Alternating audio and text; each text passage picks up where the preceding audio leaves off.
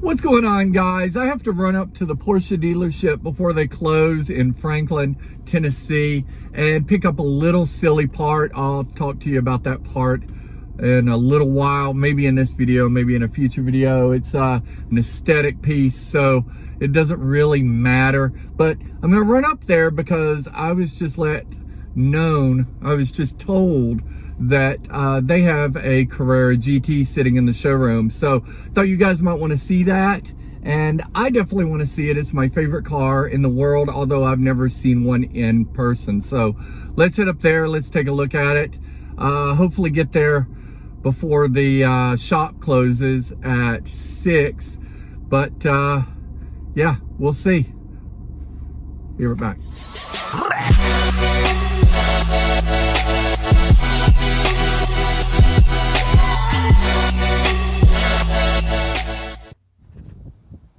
All right, guys, so finally made it up. It is winter in Tennessee, so dark early and cold and windy, but really cool at night here. You have the external lights lighting up all the beautiful machines, and then a very modern building. And this is what you're seeing is what I'm seeing for the first time. My first look at a Porsche Carrera GT in person. This one in speed yellow, I believe.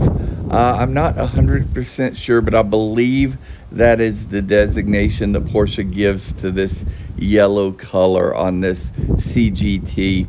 This one, a customer car that is in for the new service.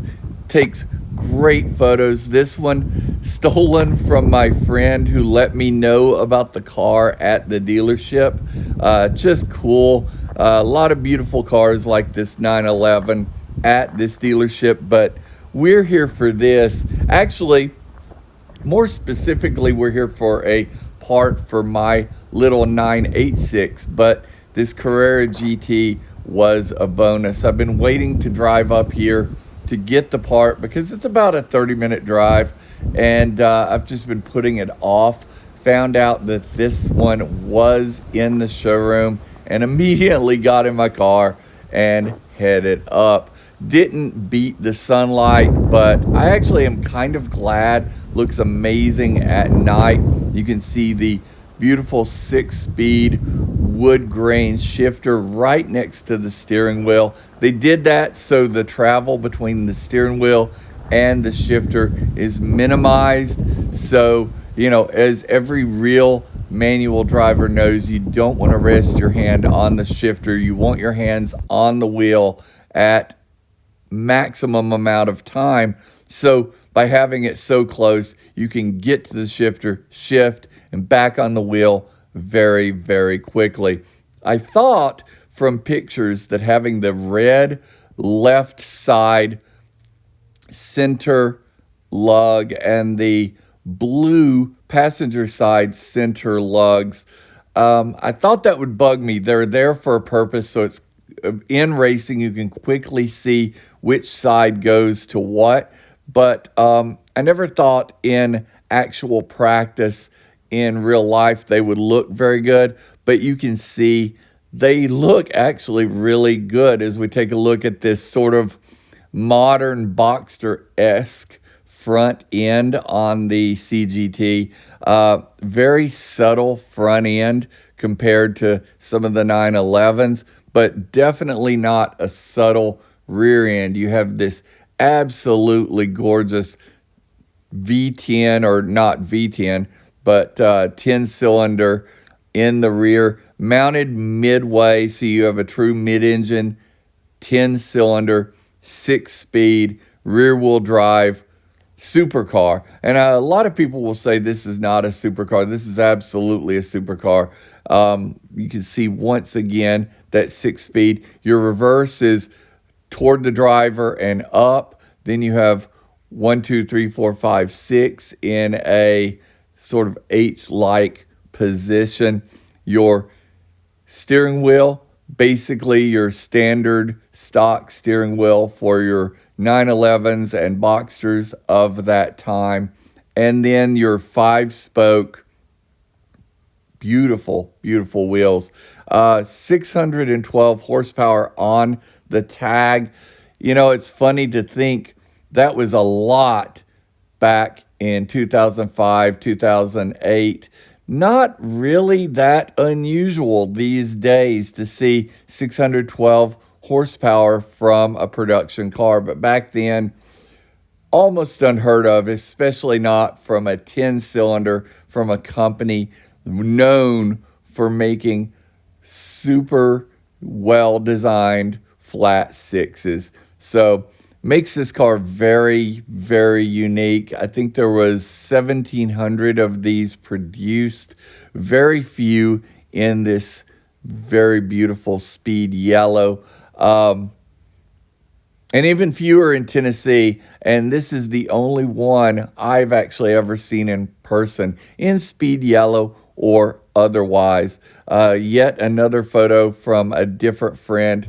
All right, guys, so day 2, we are headed back on the second day to Porsche. They did not have the part in yet. There was a delay. It's such a cheap part. I'll show that to you here in a second once we get there.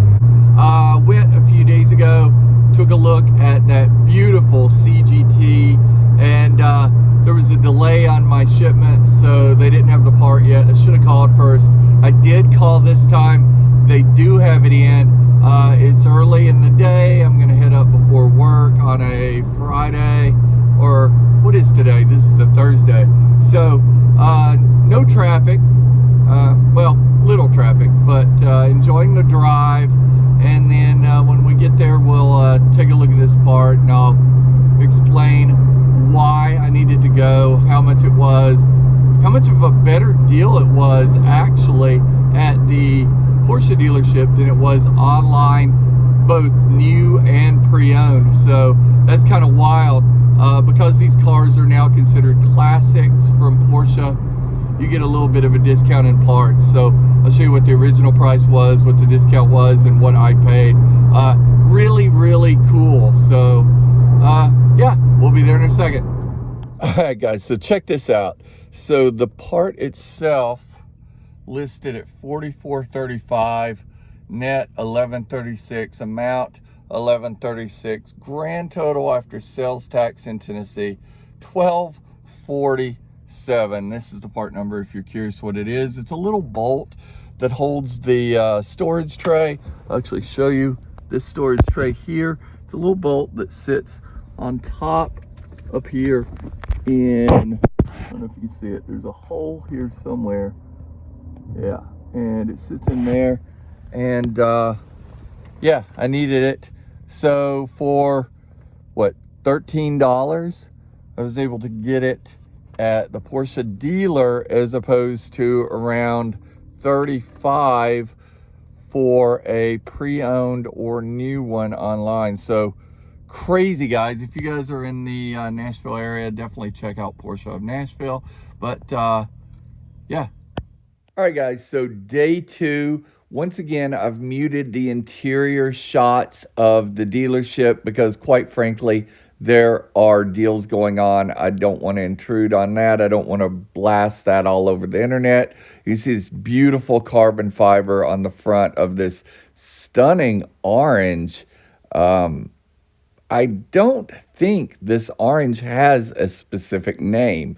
If it's similar to the orange on the limited edition Boxster, it's simply called orange. So, but the orange with the carbon, absolutely cool on this GT4 RS, and kind of pales in comparison to the Carrera GT, in my opinion. I don't know why I'm so in love with these cars. Maybe it's because they were not a car that was really ever supposed to be built. This car was originally designed for, or at least the engine was originally designed for racing, in a race series that Porsche ultimately did not participate in. They decided, we will shelve it for a while. Another race series gave them opportunity.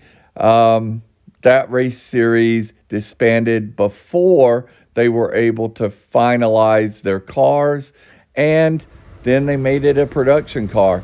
Just a super cool story. I'm back outside now after getting my part. I wanted to show you guys this really, really cool Cayman. I have a weak spot for Boxsters and Cayman as well as the 911. They're all beautiful. I'm so happy I found my first CGT. It's absolutely stunning. To the owner of that CGT, you have a beautiful machine, sir. Well done. I'm going to get in my little Boxster and head back to work. I hope you guys have enjoyed. Don't forget to hit the subscribe button. Don't forget to hit that bell icon so you see when I upload again. Peace.